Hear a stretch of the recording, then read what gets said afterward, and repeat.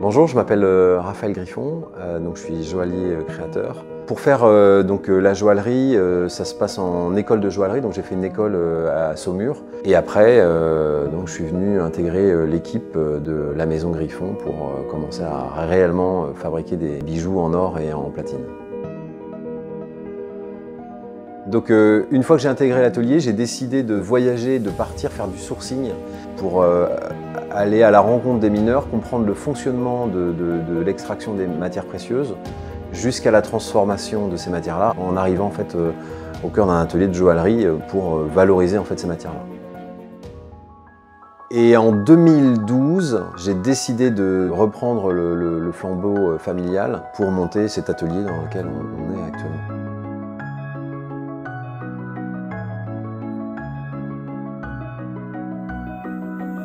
Dans le métier de la joaillerie, en fait, on a un côté extrêmement créatif. En permanence, on est tout en train de dessiner et on a besoin aussi de pouvoir faire des choses en extérieur. La créativité, elle vient un peu aussi également à l'extérieur. Et j'ai, on va dire, trois passions principales. J'ai l'aéronautique, l'aviation qui m'a bercé pendant toute ma jeunesse. J'ai passé mon brevet de pilote.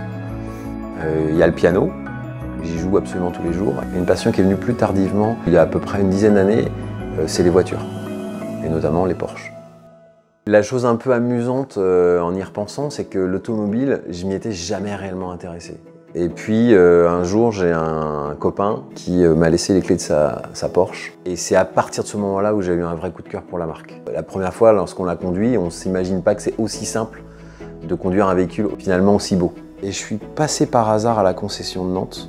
C'est David Peridi qui était là, et il y en avait une qui était en exposition. J'ai commencé à tourner autour, forcément ça dépassait le budget que je voulais mettre, enfin il y avait...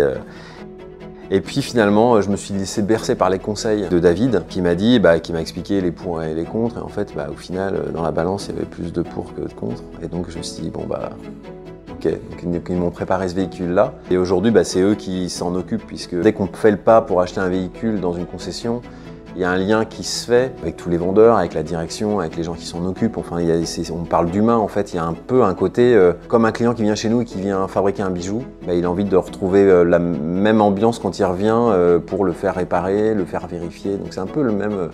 Il y a un parallèle qui se fait assez facilement. Et donc aujourd'hui, j'ai la chance de tourner avec cette voiture-là, qui à chaque fois que je la démarre, je suis comme un gamin.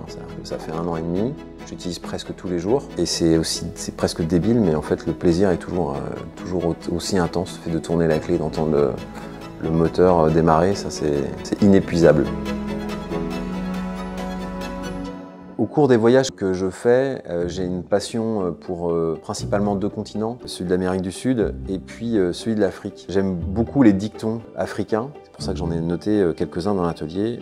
Mais il y en a un de Ferdinand Porsche, il dit il n'a pas trouvé la voiture de ses rêves, donc il l'a créée. En fait, il a créé son rêve, il a créé la voiture parfaite pour lui.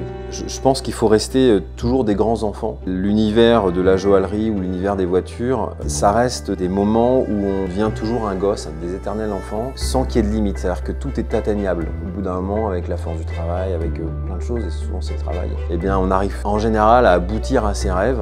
Et aujourd'hui, moi je peux dire que je suis un homme heureux et comblé parce que j'ai abouti à beaucoup de mes rêves et notamment cette fameuse voiture, ce fameux GT4 que je peux utiliser en fait aujourd'hui, c'est ma voiture. Je peux l'utiliser quand je veux.